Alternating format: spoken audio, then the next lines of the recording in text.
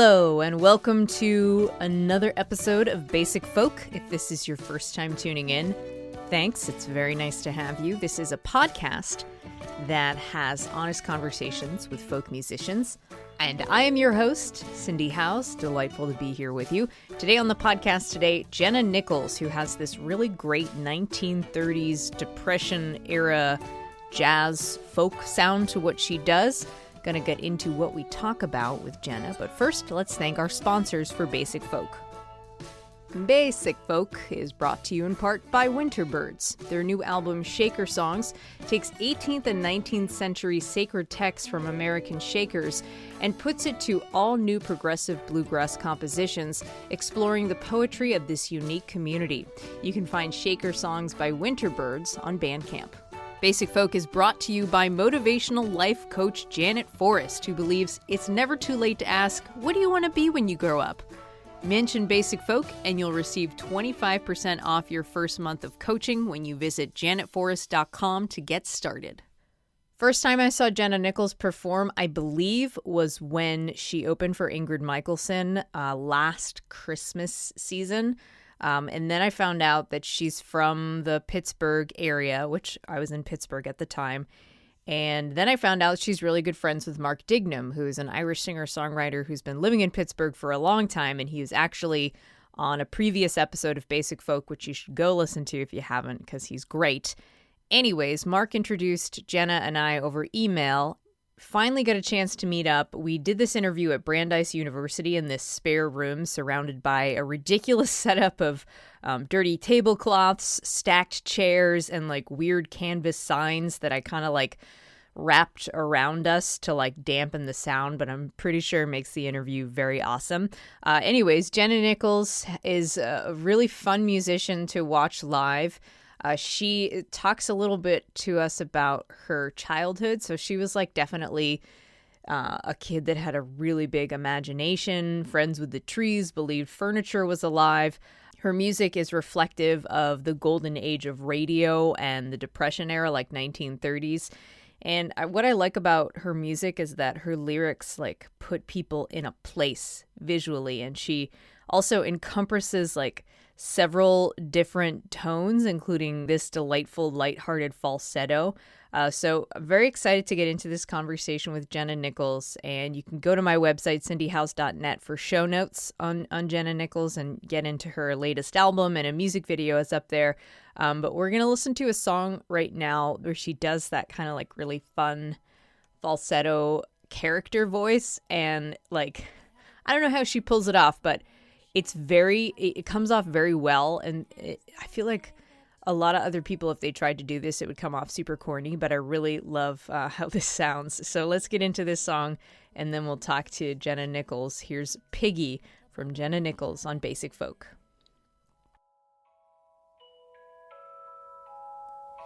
If you were me, I'm sure you'd agree the present situation is not what I intended it to be. But life has a funny way of taking your plans away. Ooh, so pennies come and they go, but now and then I sneak one away. Ooh, someday I'll have enough saved and no one's gonna take my piggy away. It's just you and me, honey. Someday I'm gonna spend all that money on me. Just me, I'm gonna put my best dress on. You and me will paint the town, be the hottest ticket around. Just you, my piggy, and me.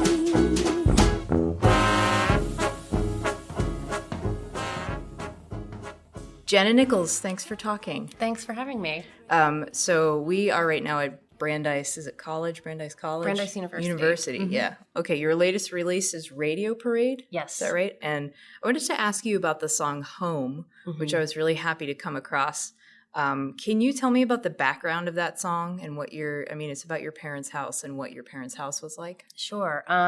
Yeah. So I grew up in just a normal ranch house in the middle of the suburbs. But when I was little, I thought everything, and I think a lot of kids feel this way sometimes, that everything is alive. And so like the chair is alive and the bed is alive. And so you have to be careful about what you say, because I don't say anything about the chair because it'll hear you. So, and I spent a lot of time alone when I was a kid. So I had a very active imagination, making up stories about the trees in my backyard. I thought they would talk to me and I would talk to them. And so when I found out that my family was moving, I wasn't going to have a chance to go home and sort of have closure on the end of that period of my life and say goodbye to the bed and my room and my clothes and all that kind of stuff. Also the trees too. The trees, yes, particularly the tree in the corner, front corner. We were friends. And so, I sat in the kitchen and I shed a little tear, and then for some reason in the moment, very shortly after I had this sort of emotional outpouring, I realized that I better grab a pen because this is really good material. So, so I wrote that song pretty quickly. I just started strumming something on the ukulele, and then I thought it would be nice on the piano, so I took it over there and I sat down and played it on the piano, and that's what came out. Yeah. It's beautiful. Thank you. Music video is also really thank beautiful. You. Yeah. Thank you. Yeah, I was listening to an interview. You were explaining how it was being shot. Is it that a lot of it is like a reflection of you? And yes. That's like really they're filming the reflection? Yes. So how I had to do it was I had to sit in a chair but lean almost out of the chair and have my reflection reflected in a bowl of water that was on the floor.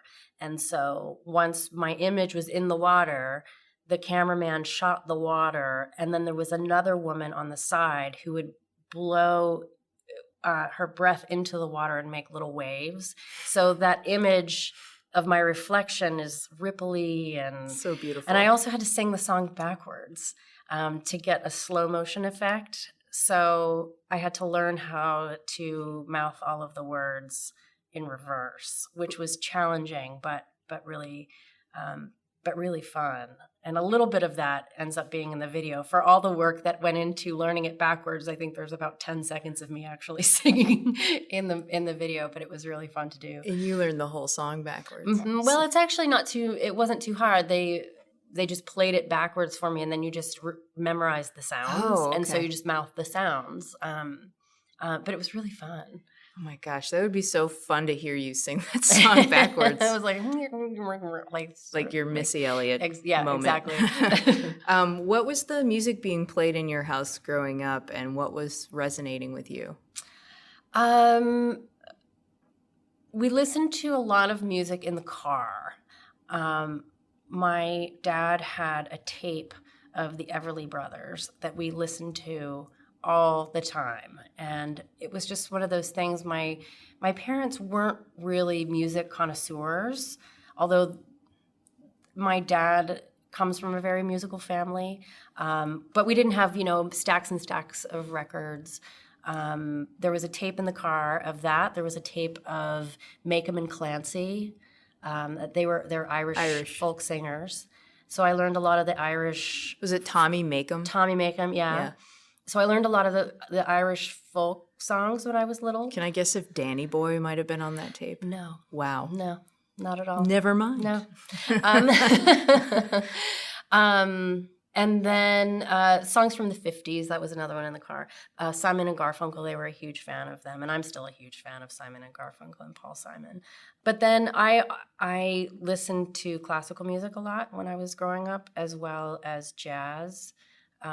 Just on the radio, really.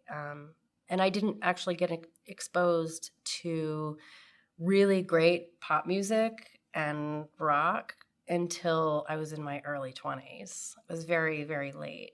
Oh, wow. So when all of people were talking about like the Cocteau Twins and things like that, I'd never heard of those people. until like, much later. It was like but that it was like this amazing discovery. Yeah. Yeah. Oh man, so many questions we could go from here. I definitely want to talk about classical music and your relationship to the radio, and we can come back to that. But I read that you started out as a painter before you decided music was it.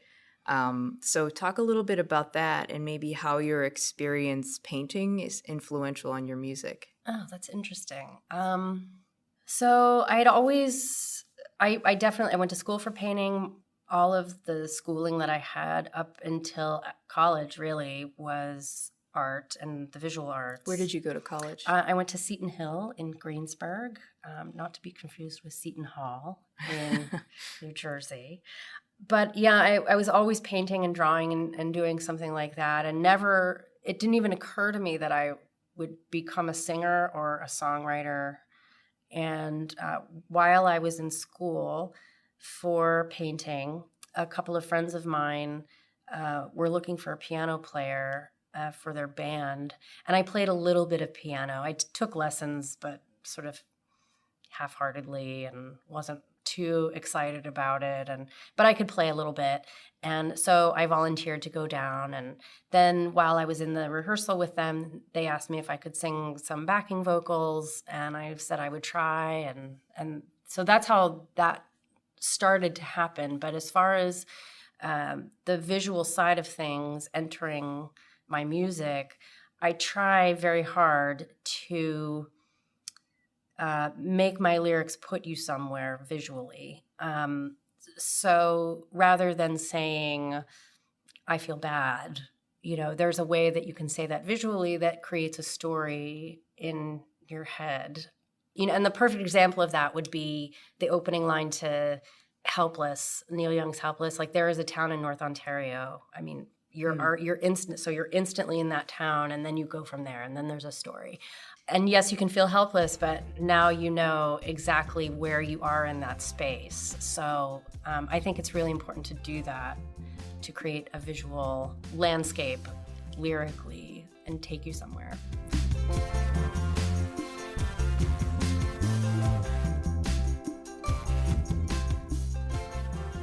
Yeah, I'd like to hear more about classical music and how classical music played into your early performance and development, and where it continues to influence you.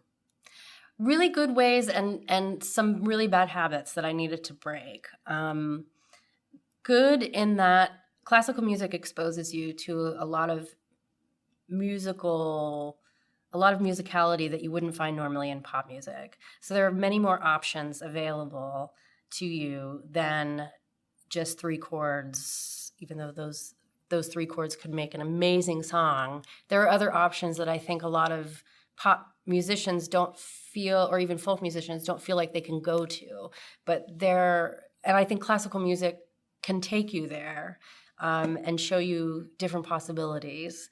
At the same time, though, there's a perfectionism to classical music that, as a performing musician for folk and jazz, you need to really lose, because it's more about the vibe and getting a message across. And you don't have to play every note perfectly, and you don't have to sing every note perfectly. You have to believe in what you're doing and emote the truth of what you're doing rather than the perfect note.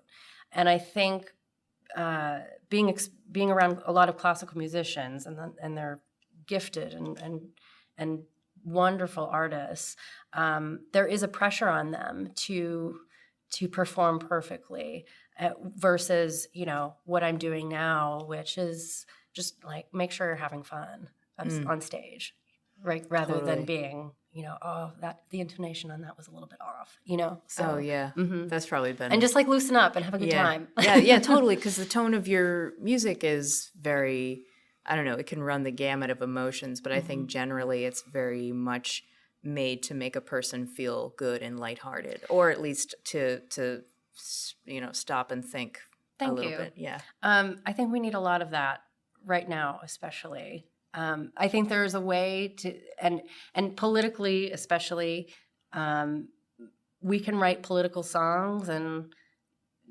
raise our fists about the climate, but also there's a lot of that going on. And so the alternative to that is to write something that makes you forget about it. And you need a break sometimes. And just a break. Yeah. I mean, I know that over the past couple of years, I found that a lot, that I need to step away from it because it can be very emotionally taxing.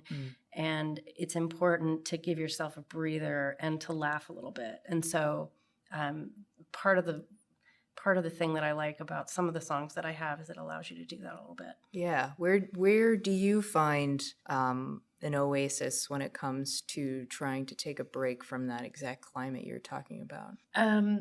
My husband and I have a house. We bought a house about 6 years ago, a fixer-upper in the middle of the mountains, and so in Woodstock, outside of Woodstock.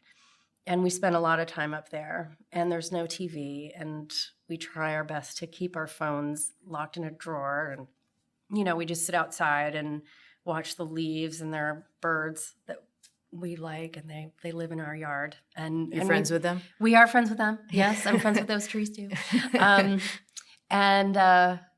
So we spend a lot of time just getting back to slowing down and just sitting and being in a really quiet space, which we find very, very helpful. And at night we do little campfires and stuff. Okay, fine. I'll come It's visit. great. Yes, you're more than welcome. Okay, Open great. invitation. This might be a good time to talk about the radio. Do you have a radio at the house? No. We used to, though. And you get so frustrated you threw it out. No, but again, it was, I'm addicted to, talk radio and things like that. And I was just obsessed with, NPR and what was, and they ended up veering towards a political thing, which is what I was trying to get away from. So no, now we just specifically listen to music. We have a record player and lots of records. And so it's definitely a nice place to isolate yourself. Yeah. What has been your evolution and your relationship with the radio, particularly old-time radio, and how do you stay connected with it at all? I do. Most of the artists that I listen to now are long dead, like Hank Williams and Ruth Etting and artists from the 20s and 30s and 50s, K-Star and Patsy Cline. And love old-time radio, love the stories that came from old-time radio. There's something that's really, rather than television, where something is just being shown to you and you're just sitting there taking it in. Radio, particularly with a story or a song with good lyrics, gets you thinking. And it gets your imagination, like the little movie camera in your head can start rolling. And I like that a lot about radio, especially, great programs like Radio Lab and stuff like that are fantastic for that. Yeah.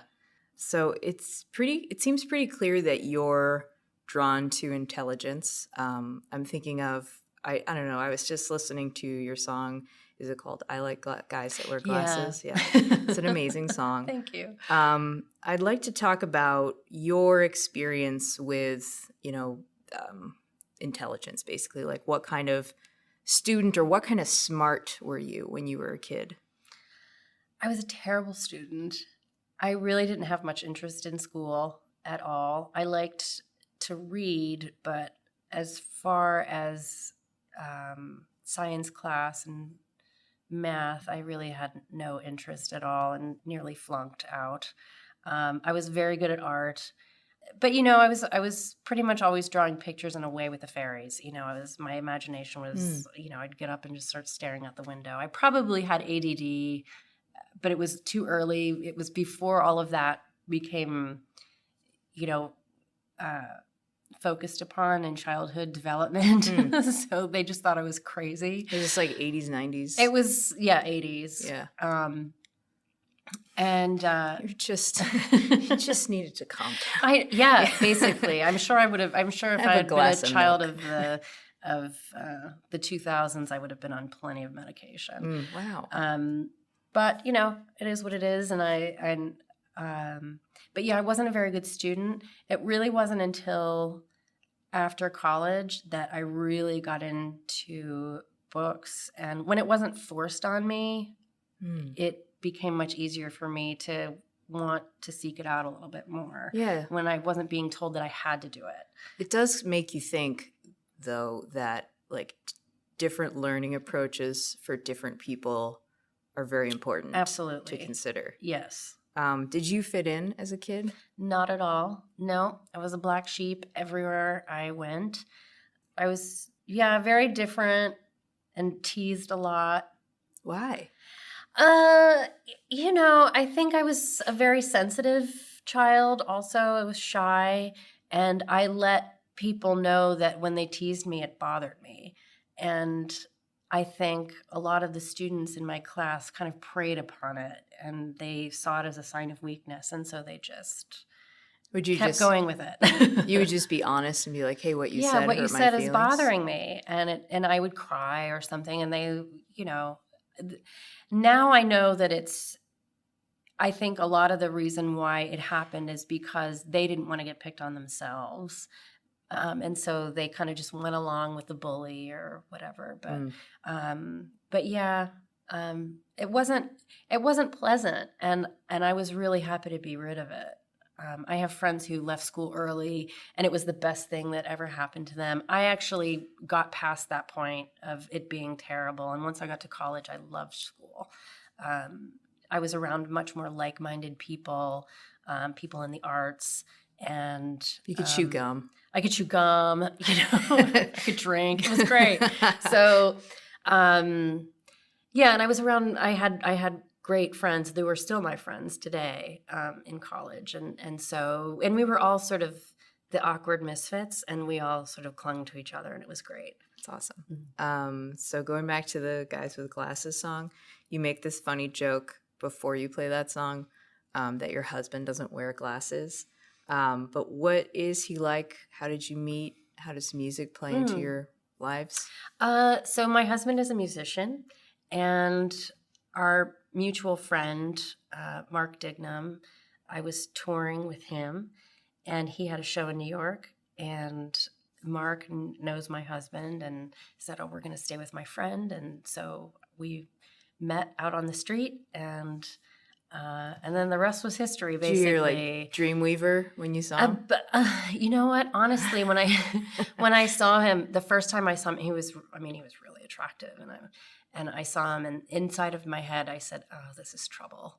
I'll never forget. I was like, heard that, this yeah. is trouble. I've heard that voice before. And so, this is trouble, not in a good way. I was just like, this is, sometimes when I meet people, I know instantly that we're going to have some sort of history together, like friendship or relationship, or whether there's just an instant connection. And I definitely felt that with him. So he's a musician. We play together. And no, he does not wear glasses, but he is very intelligent, and he doesn't need to wear glasses to have my heart. He's that good. Yeah, he's that good. And he's a kind and warm. He's an amazing person. Oh, great. What's his name? Brendan O'Shea. Does he have his own solo work? He does, yes. Mm-hmm. And he's a great writer himself. Great.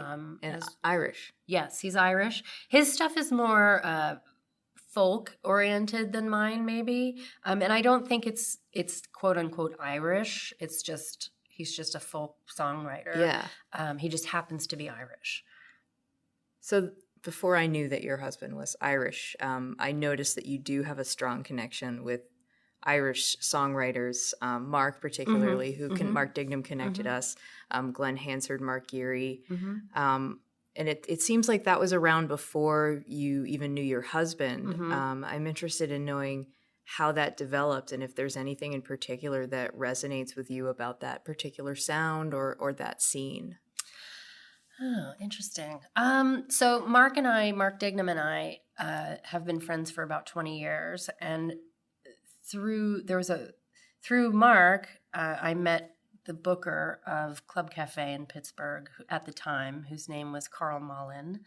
And Also Irish. Also Irish. Carl Mullen went on to book World Cafe Live for many years. And so Mark and Carl and I hung out a lot when I was younger, and Carl would have these sessions in his house where it would be late at night and everybody would go to his house and we would just pass around the guitar, which is very much an Irish tradition. They're a very music-oriented culture. And so that's kind of how I got introduced to songwriting, because the people that I loved the most were doing it and I wanted to keep hanging out with them. And in order to do that, I needed to be a songwriter.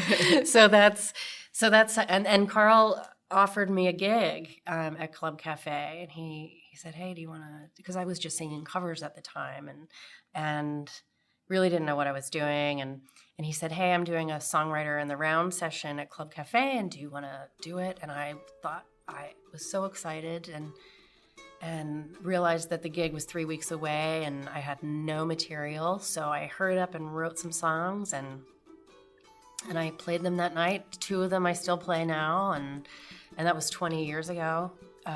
The other 3 were complete garbage. That's funny. But it was nice to know that at least one of them is one of the ones that I still play. So That's so great. Yeah. Do you still live in New York City? I do. Okay. Yes. When did you come to New York? What was your experience like, and how does the city inspire your music? Oh, wow. New York, talk about it. New York.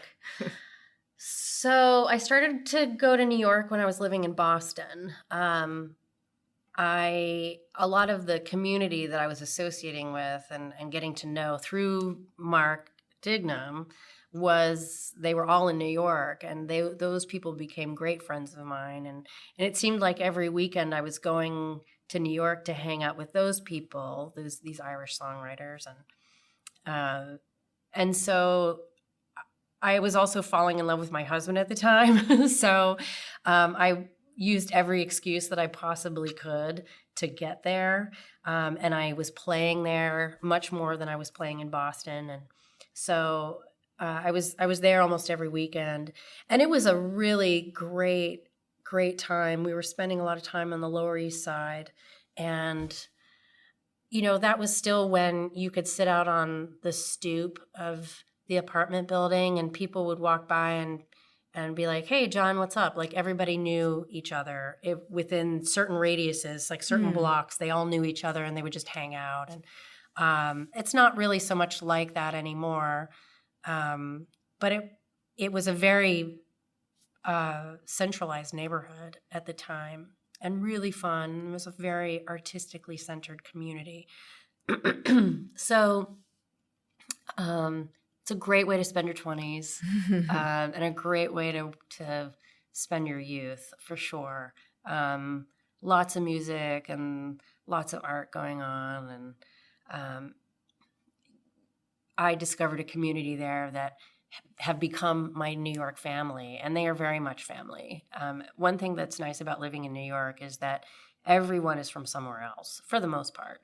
And so as we emigrate to that area, you're getting to know people who are in the same boat as you are, as far as like, this is new for me. Is it new for you? It's new for me too. Let's do this together. And so you learn and grow together, and you really depend on those people to help you out, and they depend on you. And those people have become the most important people in my life, as far as friendship and growth and development and bouncing off artistic ideas. And it's really been an incredible experience living there. Great. You describe your sound as 1930s vintage throwback. What is it about that sound, that 1930s vintage sound, that resonates with you, and what do you think it says about your personality? I think lyrically, those songs are really strong. Also, melodically, those songs are really strong. And I'm a melody person. If a song doesn't have a melody or a strong melody that I can walk away singing, I really don't want to have anything to do with it. So I'm just being honest. Bye. Bye. So yeah, and there's a vibe to it that even with the recording methods that were used, which were, we would consider now archaic, created this sort of like crackly sound that I just think is the bee's knees. I love it. And it makes me feel so good. And I love harmonizing with those songs in the kitchen, and they're just easy to sing. And there's just something about it that is just so lovely. And a lot of it has like a groove that you can kind of like bounce up and down to, and you just kind of want to start dancing a little bit. And I like that too. Your singing is great, and I think you have a really interesting range. Hopefully you know what I'm talking about. Mm-hmm. If you can talk about your different voices, where each came from, and maybe what you like about each of them. Yeah.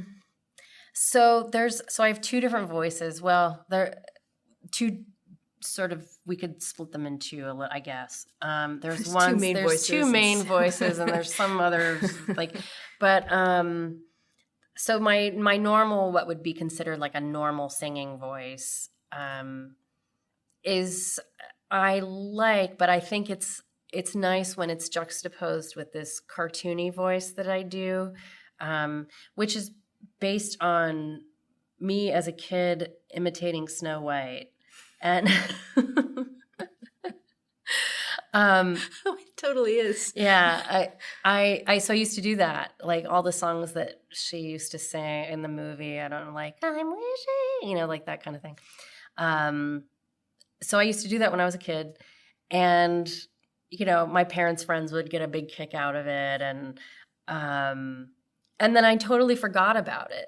And then when I started to play the ukulele, that's when I really started to write more jazzy songs. And one day I was sort of strumming away, and then all of a sudden my voice went up there just accidentally, and I realized that I could still do it. She was trying to come out. Snow White was trying to come back. So, and I thought it sounded really good with the ukulele, and it was really fitting, versus with the guitar, not so much. It wouldn't occur to me to do something like that on the guitar, but on the ukulele. It's like when your boyfriend's too tall. Yeah, So I started using it, just very slowly incorporating it into, and not really purposefully like, oh, I'm going to do something really different. That wasn't the intention at all, but it just seemed like as I was writing, that's what the songs wanted. That's where they wanted to go.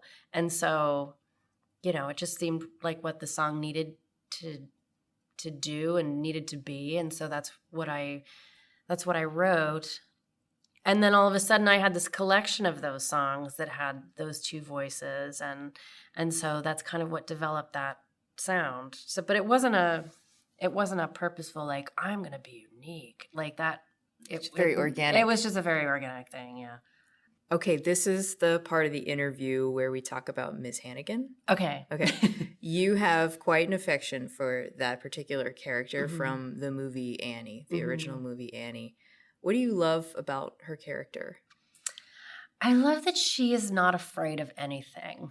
And I think there's something that's just so, even with female songwriters and female singers, I really enjoy it when a woman will, show me some teeth.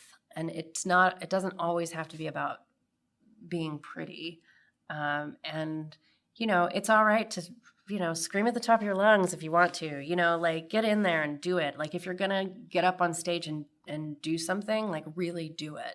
And I think Carol Burnett's character and the way that she portrayed Miss Hannigan really does that.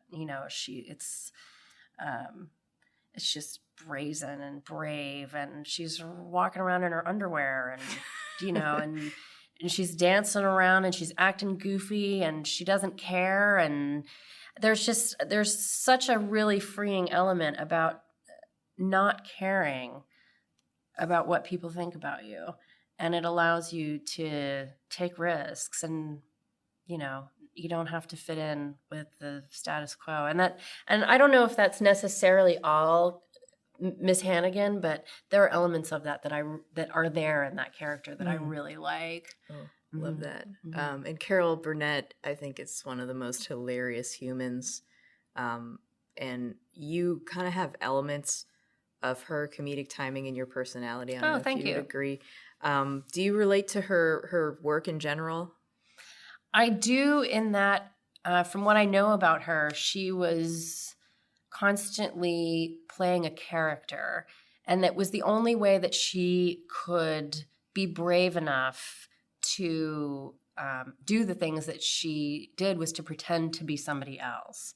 And I find that to be really helpful when I'm doing something that could be considered completely stupid or a failure or whatever. I'm just going to act like this is a part, this is a character that I'm playing.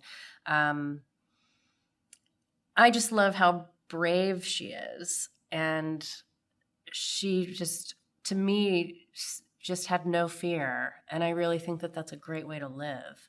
And she's a great example for artists and actors, and for women in particular, that it's okay to literally fall on your face, which she did. And I think that's how we should all be. And just don't be afraid to be silly. What's the difference between yourself on stage and yourself in the real world? I have a lot more fun on stage than I do in real life. Being on stage for me is kind of a break. You know, it's a way for me to just have fun and have a good time, and I enjoy talking to people from the stage and being a little silly, and there's something that I really enjoy about that. I tend to get a little bit too serious in real life, and I need to relax a little bit, as everyone will probably tell you who knows me. I first saw you on tour with Ingrid Michaelson pretty recently, back around the holidays. And I want to know what that experience was like for you. And it sounds like your connection with her came about very organically. Yeah. I played a show in upstate New York that was put together by a woman who has known Ingrid for many years. And it just so happened that Ingrid was going to be in town that evening. She and her boyfriend were looking for a house or something up in that area. And so my friend who put together this show said, "Oh, my friend is playing," which would be me, is playing this show that I'm putting together. You should come, and then we'll go out and hang out afterwards. And so I planned on doing the show, and it was promoted really well. And I had been to the one that she had done before, and it had such an amazing turnout. And I was so excited because I was like, okay, there's going to be a lot of people here. It's going to be great. And then I went to go on stage, and right before I go on, there was like 10 people in the audience. And I was like, oh no, this is going to be a disaster. And so it just ended up being a silly thing about the timing that was advertised was a little bit off. So we bumped the show back, and it ended up being fine. Oh, man, that's a nightmare. I had a sort of a little meltdown before the show, and thought that maybe that was going to be my last show ever. Wow. Because I was so frustrated.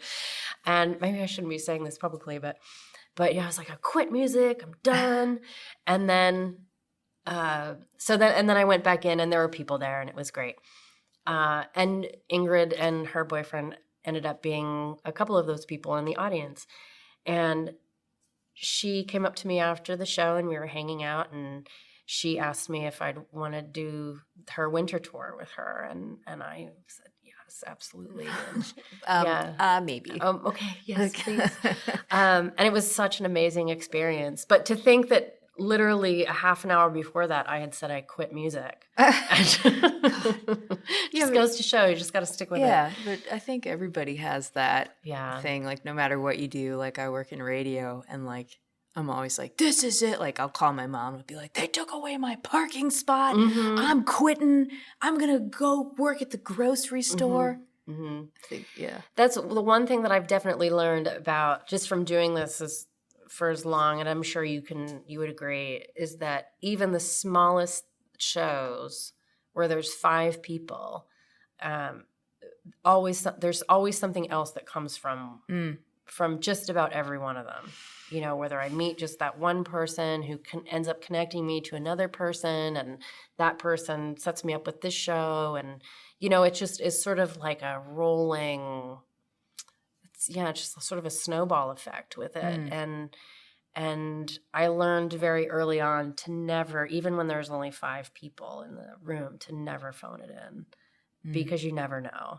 That one person out of the 3 that you're playing to could be worth 50,000 people. Right. So, you know, just give it your all the time. Okay. In your interviews, you make reference to the fact that you might not like cell phones very much. And throughout the course of our interview, I've really enjoyed learning about how much of an imagination that you fostered when you were a kid, and it sounds like you continue to foster. So what has been, I don't know if that ties in at all with what you don't like about cell phones or what you don't like about technology, but what is that relationship like? It's interesting because I do find that I spend a little too much time on my phone, and it's something that I'm really aware of. And I try and keep it at bay. But, you know, I think a lot of times I catch myself thinking, if I wasn't on my phone, what would I be doing now? You know, like, would I be reading a book? Would I be painting a picture? There are so many other things that are much healthier for me that I could be doing. And I notice people sitting in restaurants and at 4 people at a table, and they're all on their phones. And so I don't love them. No, I think it keeps people from communicating, like really communicating with each other. I think it keeps people from meeting each other. I think it keeps people from curing diseases because they're sucked into something else when they could be devoting their time to something that's really important. I'm kind of very anti-technology. Even I remember when I was little and VCRs were like a new thing. And I remember being really upset because one of the things that I loved was that The Sound of Music and The Wizard of Oz would come on once a year, every year at the same time of year. And it was an event. But now that those things were on video, those special moments go away. Like, there's nothing to look forward to, and you don't have to take a nap in the middle of the day so you can stay up late, you know, because now you can watch The Wizard of Oz whenever you want. And so there's just something that was really special about those memories that is now gone because of something that makes things more convenient for you. For everything that we gain, there's something lost. And I don't mean to be pessimistic about it, but, you know, when there were only 3 channels on the television, people read a whole lot more than they do now. People were much more aware of what was going on politically, what was going on in the world. So yeah, I don't want to get off on a tangent on that, but yeah, I think people should keep in mind that there's more to life than convenience and having everything in the palm of your hand. Like, things are worth working for, and memories from things that you had to work for are really important. So I don't know if does that answer that question? Yeah, no, I'm inspired. I could be like, Rabbo, put down your phone, but I don't want to get back like that. No, I like the idea of trying to think of something else to do rather than look at your phone. I often find myself looking at my phone when I feel like very uncomfortable or like unsure of myself. And I think people get bored really easily, and then they just use that time. They just like, oh, I don't know what to do with myself. And rather than having like sitting and thinking about something, it's easier to just pick up and zone out on your phone. And I'm just as bad. I'm just as much to blame as anybody else that I'm pointing a finger at. You know, like I'm definitely a hypocrite when it comes to that kind of thing. But I try and be really aware. You know. Yeah, it's hard. It is. Yeah. You know. Well, that was my last question, but I do have. I was wondering if you could stick around, and we'll do the lightning round. Okay. Okay. Yep. All right. We'll be right back. On Basic Folk, you hear honest conversations about how artists are journeying from point A to B. If you could use support and motivation on your journey, life coach Janet Forrest is there for you. Visit janetforrest.com and mention Basic Folk and you'll receive 25% off your first month of coaching. Basic Folk receives support from McDean, songwriters who love each other. McDean would be delighted to send you a free CD of their first EP, The Sampler Plate. Email lin@mcdean.co, lin@mcdean.co to get one. And thanks to WIUP in Indiana, Pennsylvania, which airs Basic Folk 2 p.m. Eastern every Saturday. You can listen on 90.1 if you're in the Indiana, PA area, or at their website, wiupfm.org. All right, it's time for the lightning round. Yay! All right, Jenna Nicholls, are you ready? I'm ready. Okay, this is a series of questions. You can give one-word answers or a couple of sentences. It's really up to you. Okay. All right, here we go. Dogs or cats or something else? Dogs. Favorite U.S. city? Chicago. Favorite teacher? Ray DeFazio. Who is that? He was an art teacher I had in college. What was the last podcast you listened to that you could recommend? Probably Radio Parade. Dream collaboration. Oh, that's really good.